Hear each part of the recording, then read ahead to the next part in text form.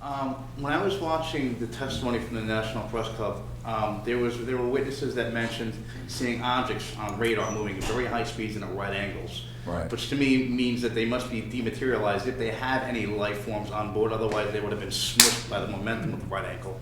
Does that have any implications in terms of like the soul that might be in the person? Because how can a being dematerialize and then come back? Well, he's asking a question about objects that are moving like at 100,000 miles an hour or 20,000 miles an hour, make a right turn. Actually, they do not have to be dematerialized. What they do is that they can create, if you will, an energy field around the craft that is kind of like controlled for one gravity. And so even if and it moves with the object. So this is field propulsion, all right? So it can be moving at 100,000 or 200,000 miles an hour and stop or make a right-hand turn. Now, if you were in a jet aircraft, your brains would be coming out of your nose, literally. I mean, it would kill you. But if you have the ability to control what's called gravity control and mass control, and remember, it's a misnomer to say anti-gravity. It's actually, if you will, a mass attenuation, the reduction of mass. So using certain resonant frequencies electromagnetically, you can cause an object to become lighter and then completely massless. Now, at the point that it's massless, it's out of this dimension. But it can be 99% massless, and you will see some aspect of it. You see what I'm saying? And this has to do with spin theory in physics and altering the angular momentum of the atoms and subatomic particles. I'm not going to go into the arcana of this because people will be bored. But you know, we understand how this works. But basically the whole craft and everyone on it is, and around this object, is a field that's created. So that's how it can move. And they can still be fully materialized and move. Now, it may also be that they're not materialized and all you're seeing is sort of a energy form or a plasma effect. Such as when 𝗬𝗍𝗃𝗀𝗃, who was an Air Force security officer at the Air Force Base in Oklahoma back in the 60s, and there was a cobalt blue sort of chevron or triangular craft that came over the hot nuclear armed aircraft that we had there. And he and the other security guards could see it, but it wasn't solid. It literally could go straight through the aircraft. But it was enough in this dimension that it set off all the alarms. So all the pilots had to go into the hot area and take off. This is in the disclosure book and in the material. So, but in that case, they were like, what are we seeing? It was almost like an apparition. Because what they were doing, they were checking out our nuclear weapons, but in a form that wasn't fully solid.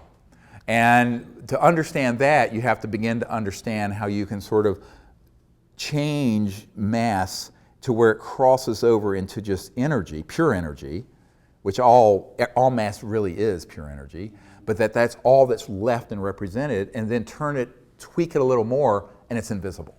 It's still there, and all you may do is pick up an electromagnetic signal, which is why learning how to make contact and how the phenomenon comes, it's really useful to come on one of these expeditions that I run. Do you know if it's a semi-transitional thing that we're seeing, like maybe it's like semi-transdimensional versus dematerialized? Like, how do we know which really is what's happening when you see just that glow, but it may not be there? We just see the light that's being emitted from the object, but right. Maybe it's not physical. Is it dematerialized, or is it like transitioning between dimensions? Do we know? Yes, we do know. He's asking, how do you know if it's dematerialized? If it's really completely out of this dimension, you're not going to see it. You may remote view it, and there may be an electromagnetic field effect, but visually you're not going to see it. Remember, your eyes only see a very limited spectrum. If you are seeing it, and it may be only transiently, it may only be like a heat wave effect, and you see this thing shimmering, and it comes in and out of this dimension. What it's doing, it's phasing in and out. And it can, at that point, fully materialize in an instant, fully dematerialize in an instant. And this is actually what Corso described. It wasn't in his book, but I mean, I saw it in his papers when I went to his house. had a stack of papers this big. And Colonel Corso had this encounter at White Sands where this craft materialized in broad daylight and then it would dematerialize. And when it was dematerialized, there was this, it looked like a heat wave, like a mirage in the desert, and then in the shape of the ship. And then it would go click and be fully materialized back. And it did this back and forth, showing him. All within the same dimension does it do this, or is it transitioning between dimensions as it does it? And that's what I'm saying. It's going from 3D into other D. Got it. Okay. But, it's like a radio waves.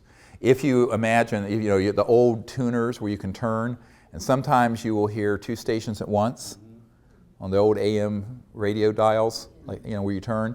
They can sometimes be in multiple dimensions simultaneously. But that, this is a really advanced discussion of the technologies. But, yes, we do understand how they do it, and classified programs have also experimented with doing the same thing. We have time for probably, what time do you guys have? 5:58. We have 2 minutes before we're supposed to take a break. Is that right? Yeah, just 2 minutes. Yeah. So let's see. I'll take someone who hasn't asked a question yet. Yes, sir. I think it was in Countdown to Transformation that you would relate the story about how you met the ET you named Kindness. Yeah. And I believe you were introduced to her by 𝗖𝗘𝗍. Yeah. The night 𝗍𝗍𝗍𝗃 passed away is when I was introduced to this ET I call Kindness. Yes. So my question is, do you continue to have encounters with Kindness and with 𝗖𝗍𝗍? And also, is it common to encounter people who have passed away when you have encounters with ETs? Yes, is it common to have encounters with people who are passed away also when you're having encounters with ETs? I don't know if it's common, but it does happen. And remember, if you go beyond the speed of light, what I call the crossing point of light, you go into energy fields that begin to approximate what the mystics used to call the astral, which is closely approximated to, if you will, the afterlife, that astral aspect of your body. So the night that 𝗍𝗍𝗍𝗃 passed away, I awakened in this lucid state, and she was there introducing me to this ET with a perfectly round head. I mean, exactly round, not elongated at all, and completely hairless, and very, very kind. I call her Kindness because she just emitted this kindness. And in almost every expedition under the stars we've had since 1998, she has shown up in what looks like sometimes it's cobalt blue and sometimes it's diamond blue-white ship. And often it'll come in and make a curve and then go back out and dematerialize. But it's distinctive, it's very distinctive. So yes, we have. And my understanding is that she's a very senior diplomat with an interstellar coalition, very enlightened. And it's sort of like the 𝗔𝗍𝗍 when we had this experience in Joshua Tree. The amount of the development of consciousness of these life forms that have explored the cosmos for thousands, some of them millions of years. It's just stunning. And the intelligence. So yeah, that continues to happen. And it's very unusual that we're out on one of these week expeditions where we don't see that ship. Do you ever see 𝗖𝗍𝗍𝗍 anymore? Yeah, I mean, I'll have dreams with her, yeah. And by the way, the lucid dream is an amazing tool because it's, buried within everyone is everything. The entire, it's like this old saying from the Sufi, I think it's Sufi tradition, thinkest thyself a puny form when within thee the universe is folded. In other words, it's a rhetorical question. You're not just some little thing. Through the structure of consciousness and mind, the entire cosmos is folded within every single person, like a quantum conscious hologram. So we're all conscious quantum holograms, and the entirety of the cosmos and creation is folded within every single one of us. So that's why you can have a lucid dream or be in a meditative state and see other worlds and see other places or even other dimensions where people have passed on. And it's quite beautiful. Now, trying to prove that scientifically, but it's a global experience. I mean, there's so many people who've had lucid dreams of something that's happened the next day. I mean, so there's empirical evidence, but you can't prove it. But ultimately, I think in the future we will have the ability technologically to prove these things. And until then, we can use what God gave us, our own consciousness and thought and mind, and create a new world. Well, with that, I think it's a great place to end. It's a little after 6. I want to thank all of you for coming. We'll have time to hang here for a little while. And I just want to say in closing, really the key thing to disclosure and to contact is people stepping into their own power and not waiting for other people to do it. Because if you wait for others to do it, it will never happen.